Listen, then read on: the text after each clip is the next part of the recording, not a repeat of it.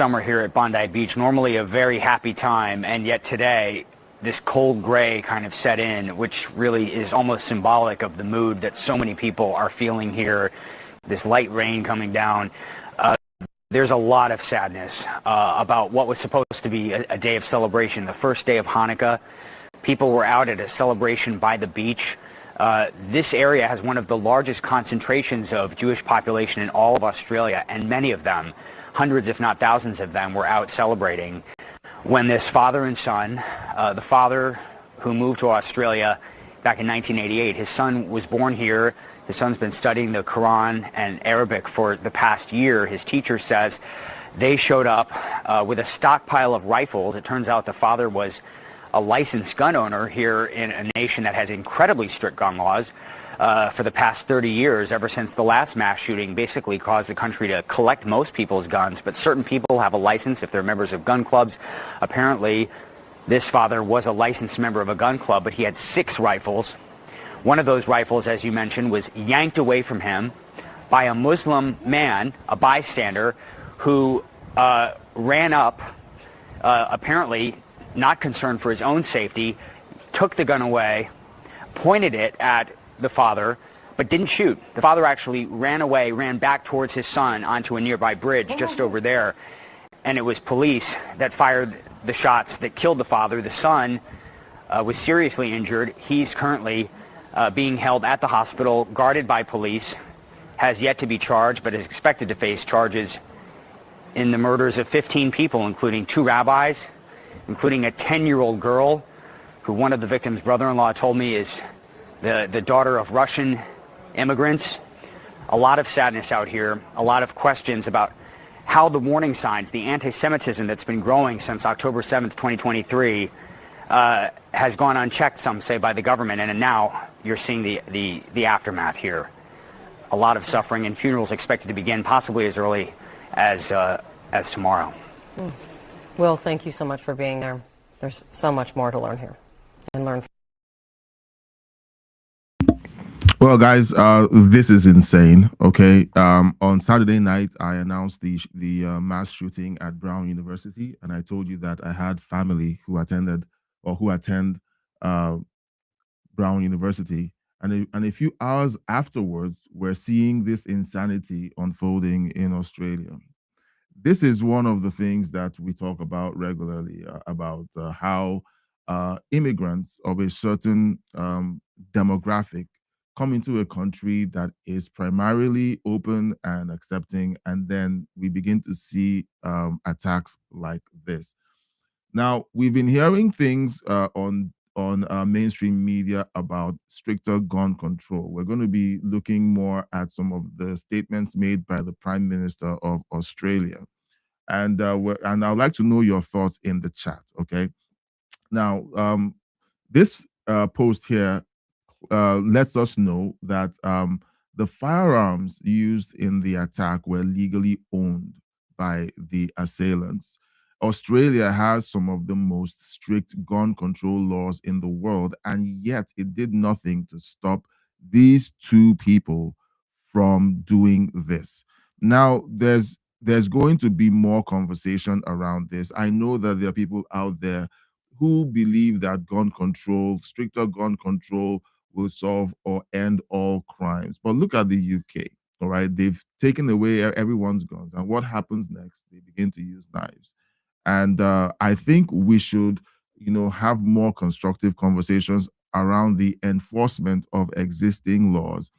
And of course, talking about people who openly call for the attack and the genocide of people who believe differently and who come from a different part of the world.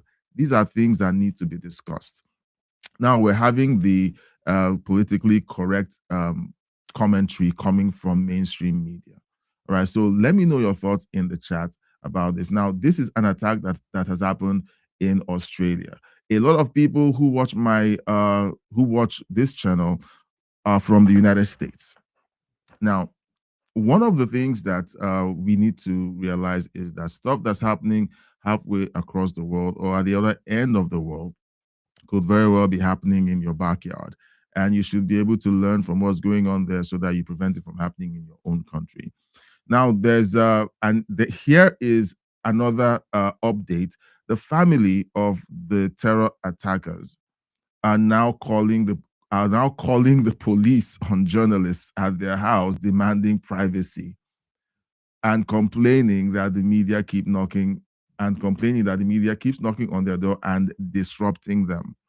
Okay, now I don't know about you, okay, but you lose um all access or benefits of privacy when your family commits these kinds of crime. That's just me. If you do something as heinous as what we just saw on the CNN report, you don't start demanding for privacy. Okay, you issue statements. The horror, you let people know that you do not agree with what your family members did. You demand that investigations take place. You make sure that you're open and you're as transparent as you possibly can be to separate yourself from the horrible things that the family members did. But no, what do we have here? We have people who are puffing out their chests saying, look, we demand our privacy. You have no right to roll up on our property and start asking us questions about why our family members murdered 15 people, including a 10-year-old girl. Her photo is on the thumbnail of this video. And it is shocking that they would actually, do this. Look, let me know your thoughts in the chat. Okay.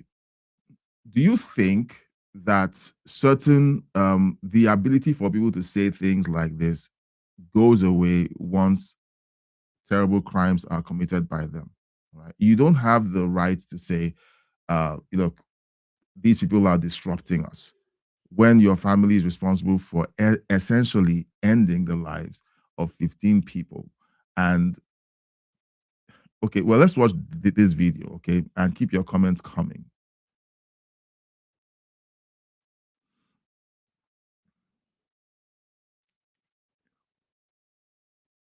That looks like I have to refresh the page. 1 second.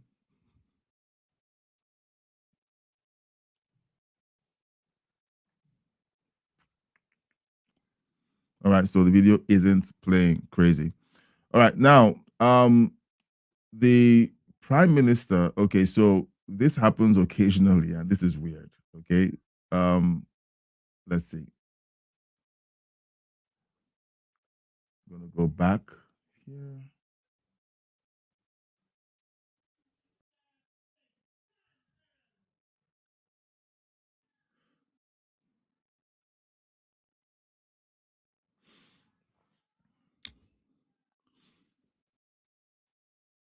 Okay.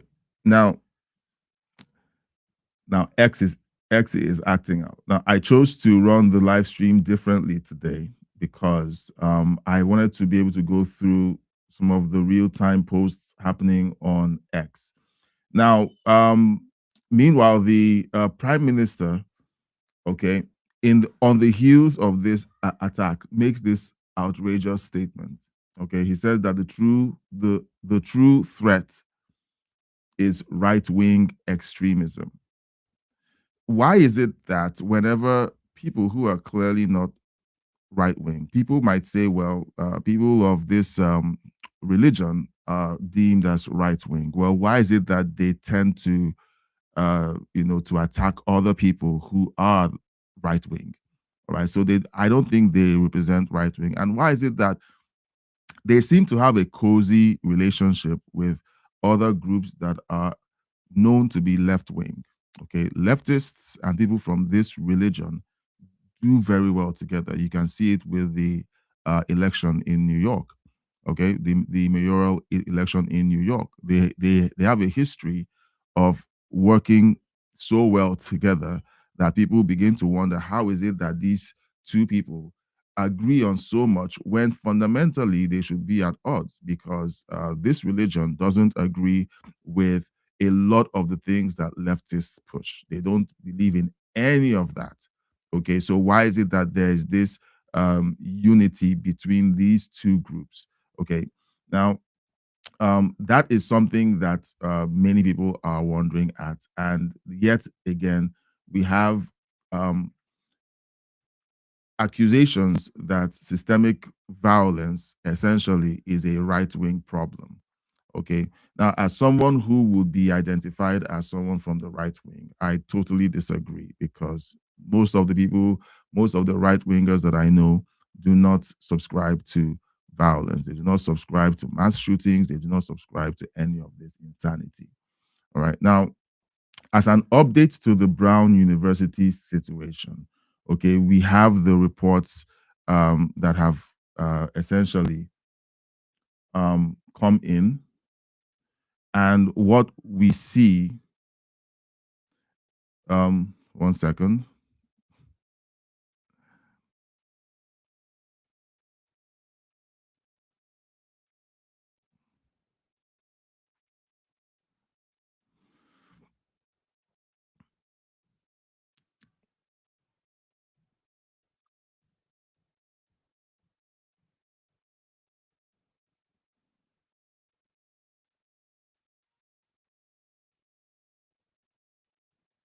Okay, just give me a moment. I'm going to be switching to a different source. Just give me a second.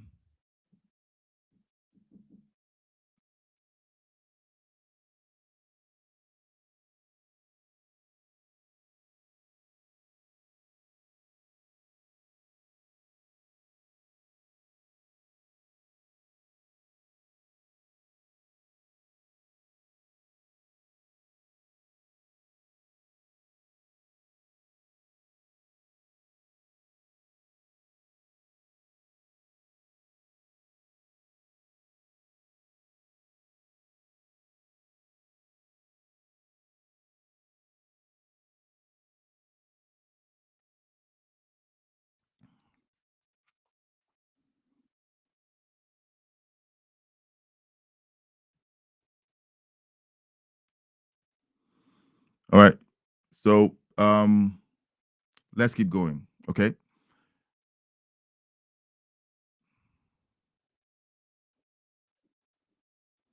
So, with the shooting at Brown University, we have the reports come out about the casualties that have taken place. I have a nephew who goes to Brown University, and he was safe. He wasn't close to the location of the attack. But here we have a very disturbing report. Now, yesterday I saw a report that said that they don't want to release any information on the race or the motives of the shooter. And I did a post on X that says, well, what usually happens whenever you have the authorities withhold these details? It's definitely connected to some of the usual suspects. And of course, today we are finding out that the Brown University mass shooter yelled because they said he yelled something. And whenever you hear that someone yelled something before they commit an atrocity of this nature, we know what they yelled. Okay. You know it, and I know it. Okay. So the Brown University mass shooter yelled Allahu Akbar before opening fire and murdering all those people. Okay. Now, why is it that the media continues to suppress eyewitness testimony about the shooter at Brown University who allegedly shouted this before he opened fire on other students? Okay, was he a student? What were his motives? They keep saying we don't know their motives. Meanwhile, they scream this call to action every single time. Every single time you hear the media say we don't know their motives, it's because it is connected to this kind of ideology. Okay. Now, why is it pertinent? Because this is the first attack this weekend, and then it was followed up by the Bondi shooting, and then we finally have another attack in Amsterdam. Okay, look, everyone knows what time of year this is. This is the time of year when Christians and other and Jewish people celebrate landmark holidays. And we know that there are usually attacks on gatherings that focus on these celebrations held by these two religions. All right, and the attacks don't come from any other group but one other religion. Now, are there is this to say that everyone who is from this other religion is evil and hateful? I don't think so. I've met people who appear to be genuinely nice and kind people. I've spoken to people who don't subscribe to these kinds of activities. Okay. Now, it's almost the same as saying that you meet certain Christians who don't act very much like Jesus, and that is something that we all run into from time to time. We have Christians who don't essentially follow all the dictates in Scripture, but again, you do meet Muslims who do not follow all the dictates in the Quran. So, the question is, why is it that a disproportionate number of people who espouse this religion believe in meting out violence against people who don't believe like they do? Why is it that this is happening, and why is it that this is glossed over by the media? Okay, why is it that this is glossed over by the media? Why is it that whenever you have a media report that talks about these issues, you always come away with feeling like they are protecting this group of people from scrutiny or from actually taking accountability? Okay. Um. All right. So yeah. So you have a comment in the comment section. Tara says it's just people living in denial. I'm afraid that before they decide to call it what it is, it'll be too late. Well, it's not for that is why we do what we do. We don't wait for them to call it what it is, because they will never call it what it is. And that's just a fact. These people will never call this what it really is, because they're trying to be politically correct, and they're going to they are going to sail this boat all the way to the edge of the waterfall, and they're going to continue to say the same thing. They're going to continue to issue the same talking points, and they're going to stick to this narrative until the whole world burns. It is for the people to make a decision that enough is enough. Okay, people have to start speaking up, and that's why X has been such a gift for a lot of people to be able to specifically call out these things.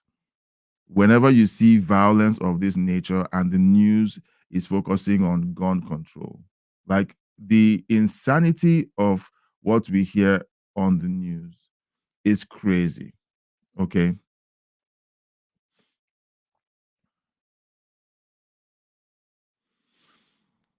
All right. Now,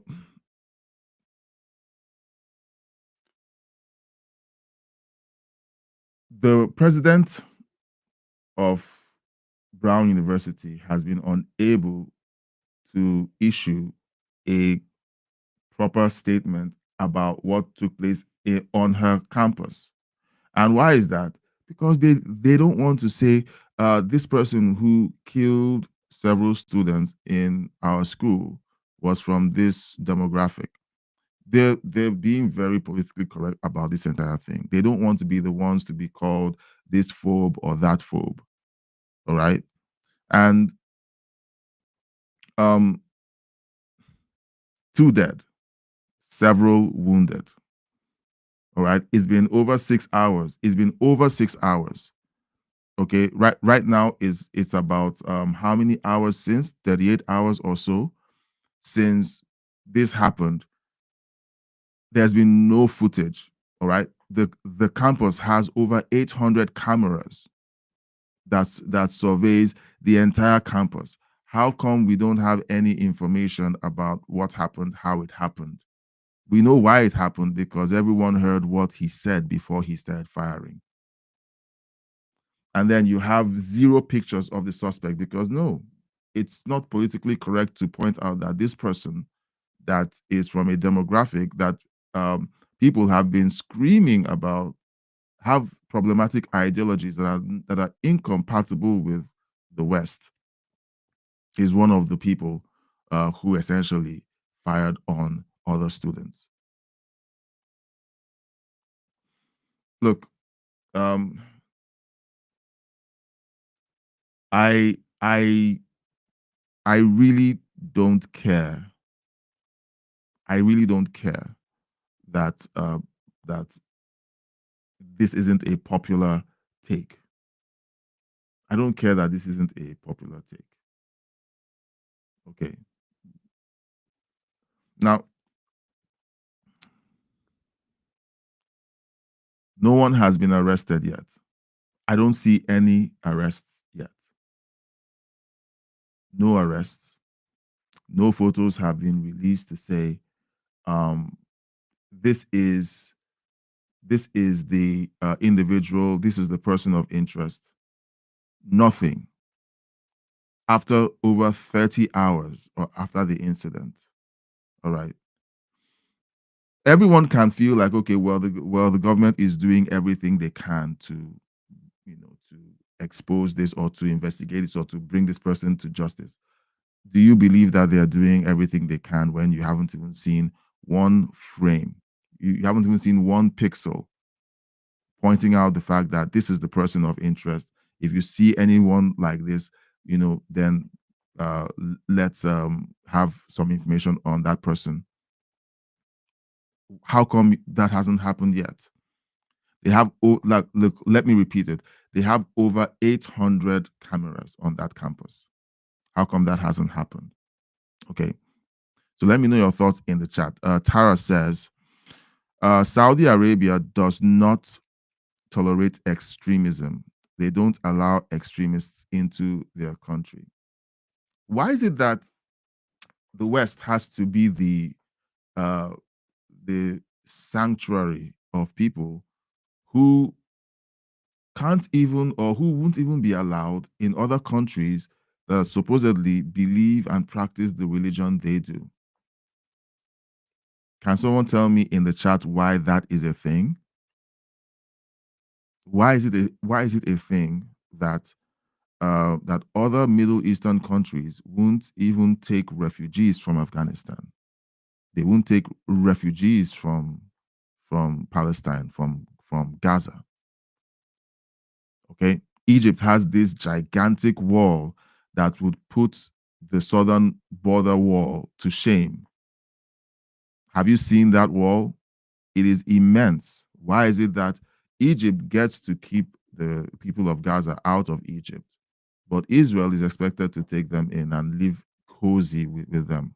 Why is it that other Middle Eastern countries don't take refugees from these countries? Because they know that the problem of extremism is huge. If you let these guys in, they immediately start planning to take over your government. That's the way these people operate. Okay, it's not a racist statement to make.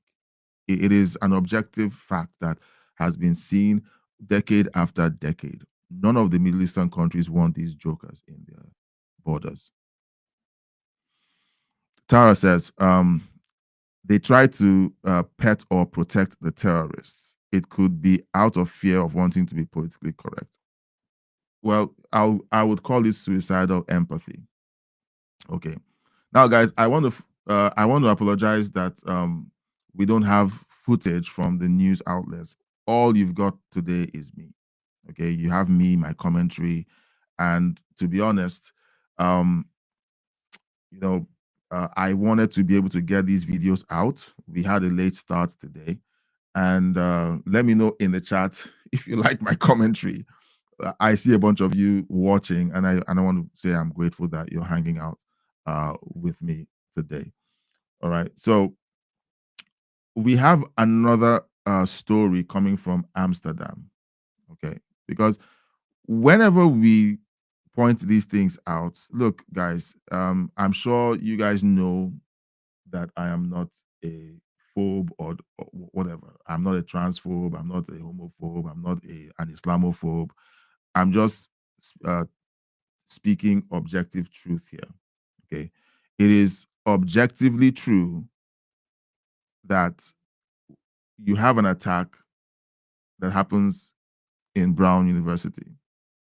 The attacker screams Allahu Akbar before firing on other students.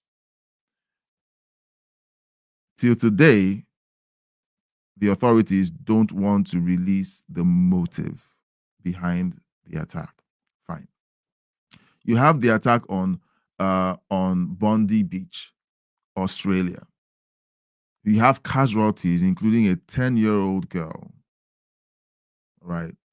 You have casualties, including a 10-year-old girl. I think I'll just put up her photo very, very quickly. Her photo is right there. Is right there on the screen. On the Okay, sorry. I don't want to take more of your time, so we'll just move on. You have the attack on Bondi Beach, 10-year-old girl killed, and you have all of the gymnastics by the Australian Prime Minister trying to pivot back to the talking point that right-wing extremists are the biggest danger. I'm sorry, I don't consider people like this as right-wing extremists. Okay, I don't think that these are right-wing extremists. You can't call people who attack other people who are said to be right-wing to be on the same side. Okay, guys.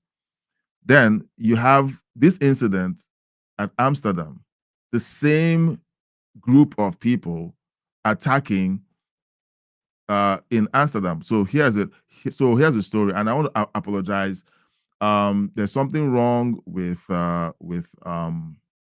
there's something wrong with playing the audio on Chrome. So I'm going to the next live stream that we have. I'm going to basically go back to our usual format of getting these videos downloaded and play them right out. But I wanted to go through the active posts on X to go through the timeline because, excuse me, this is important. Okay. So here you have just hours after the Islamic terror attack in Australia, and what we're just finding out is also an Islamic attack on Brown University. You have pro-Islam agitators flooding the streets of Amsterdam. All right.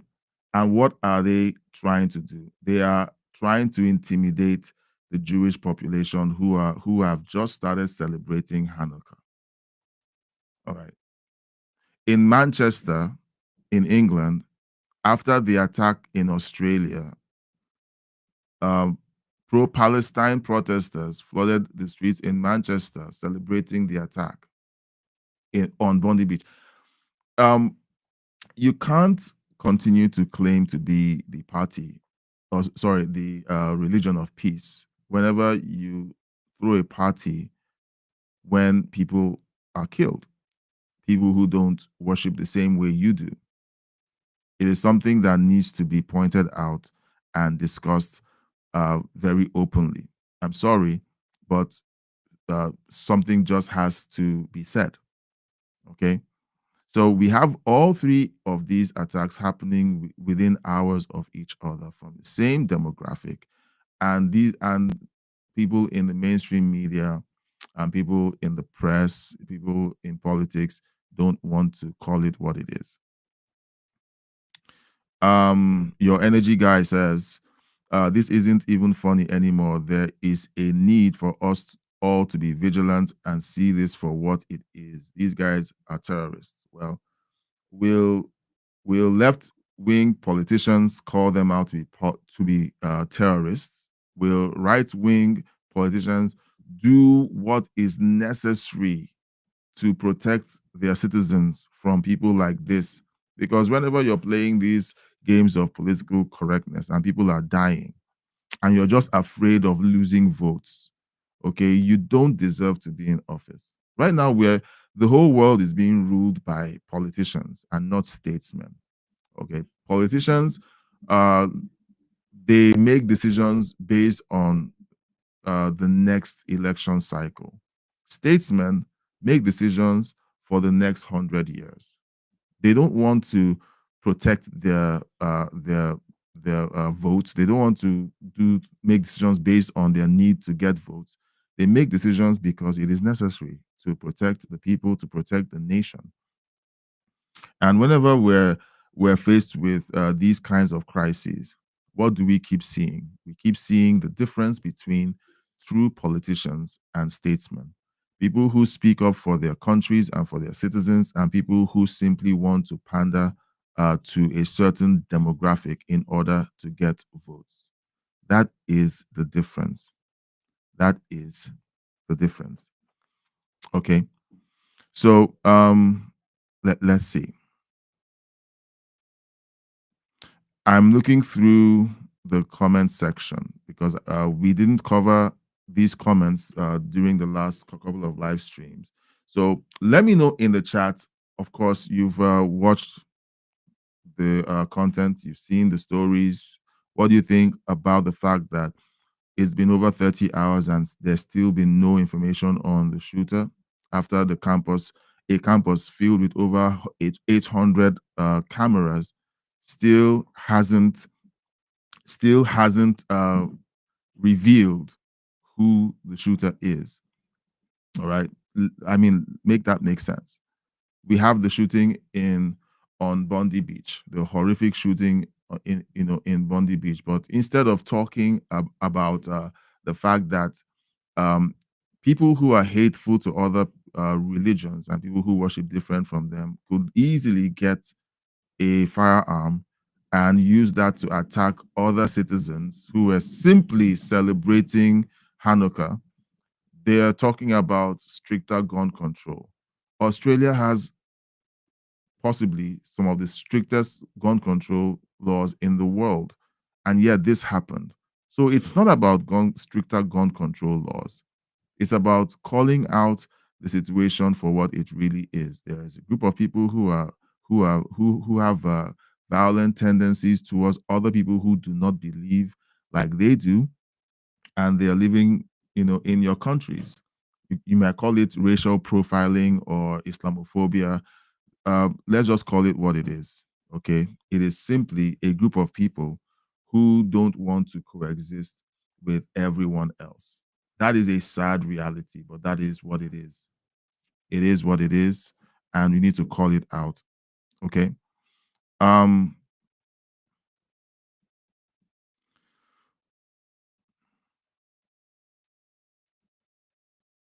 Okay, so from collective consciousness, this is a comment left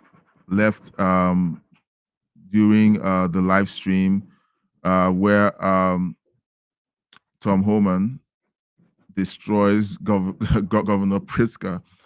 Collective consciousness says voter ID, protect your country, essentially putting up a comment that says, look, we need voter ID to ensure that the right people are voting in elections or during elections.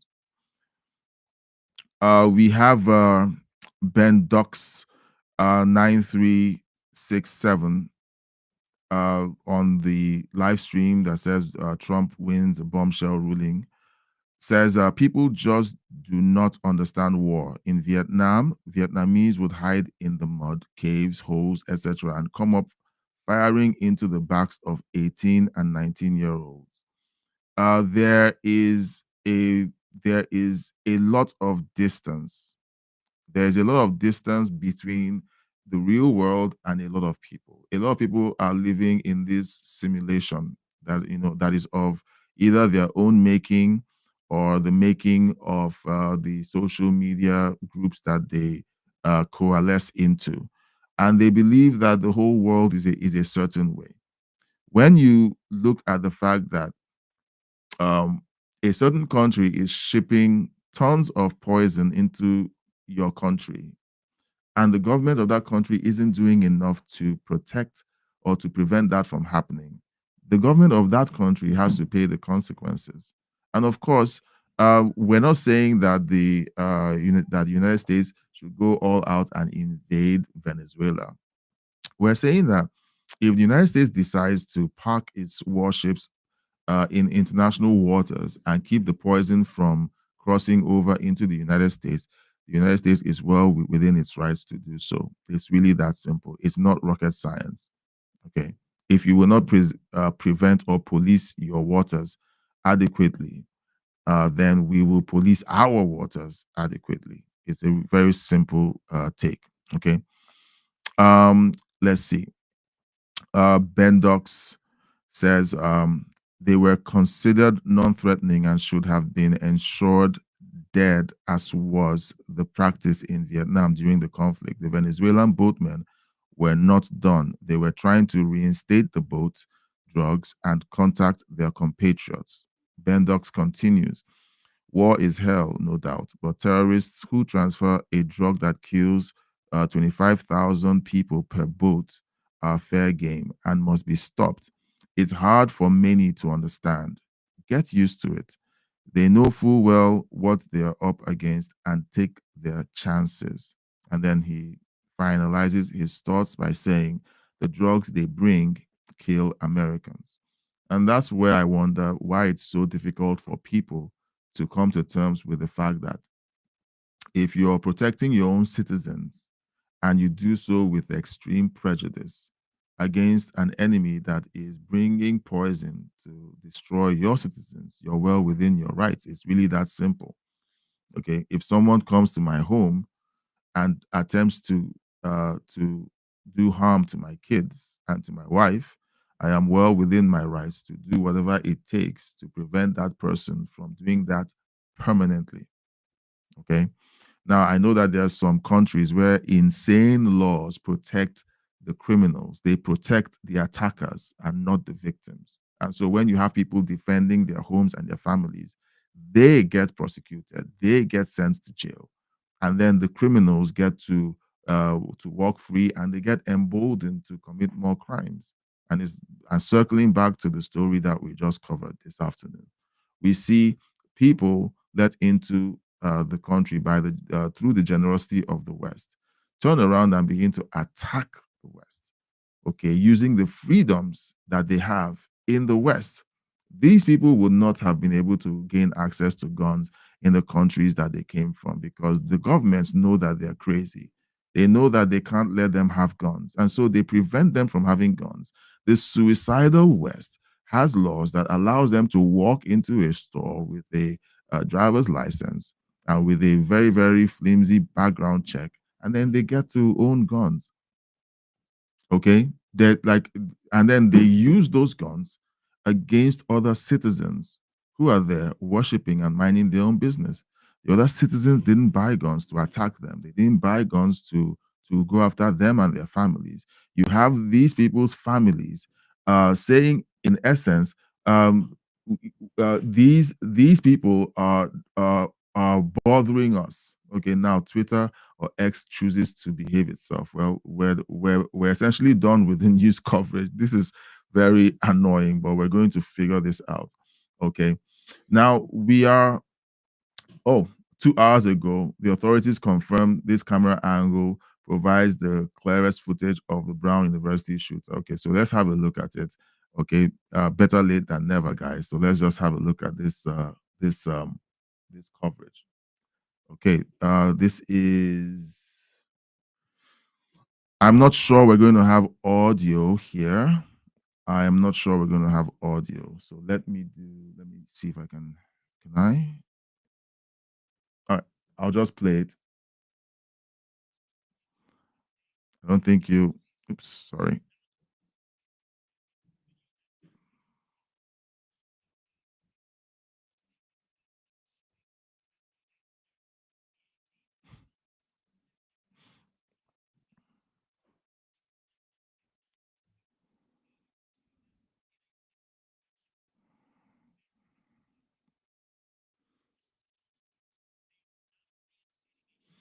All right. This is stupid. Okay, it's now clown world on steroids, like Senator John Kennedy would say. right? This is stupid. The news report says Brown University shooting person of interest released. Then they show a video of someone walking away, and then the person doing the narrative says, "This video doesn't show the person of interest." Please, like, if I were a parent of one of the kids in that school, I would withdraw. I would withdraw them. I would just say, look, you're done. We're moving you to a different school. They're paying $75,000 a year in tuition. Okay, you don't send your kid to a school, pay $75,000 a year, and then serve them up as as uh, as fodder on a political correctness tour. All right. So I'm sorry, that just makes no sense. Okay. So again, let me know your thoughts in the comment section and in the chat. Thank you for those of you who have made your thoughts known in the chat and in the comment section. I do apologize for the fact that a bunch of usually the videos are downloaded.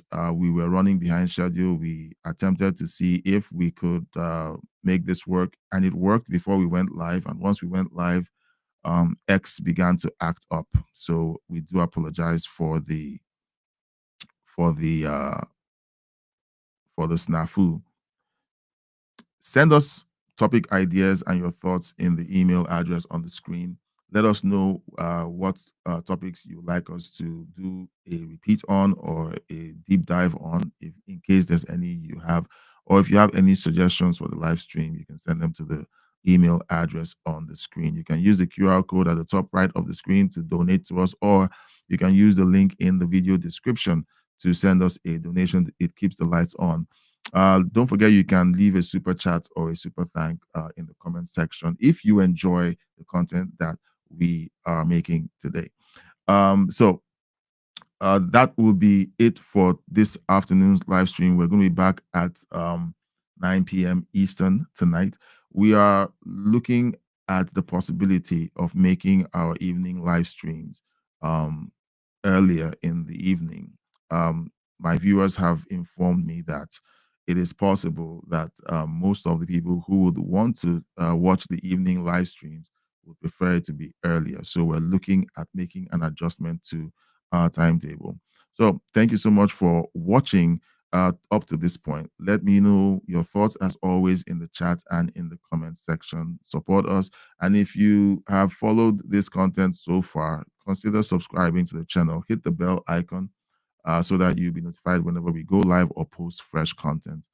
Consider joining the membership. We have a membership section. You get to watch videos before everyone else does. We're creating members-only content, members-only live streams. We're planning a watch party very soon. And if you want to be part of a closer knit community, consider joining membership. Links are in the video description as always. Thank you so much for being a part of this. We will be back again. I'm going to be letting you know some of the additional improvements that we're going to be making to the content. We appreciate everything that you do. Thank you for hanging around. And until next time, God bless you. I'll see you on the next one.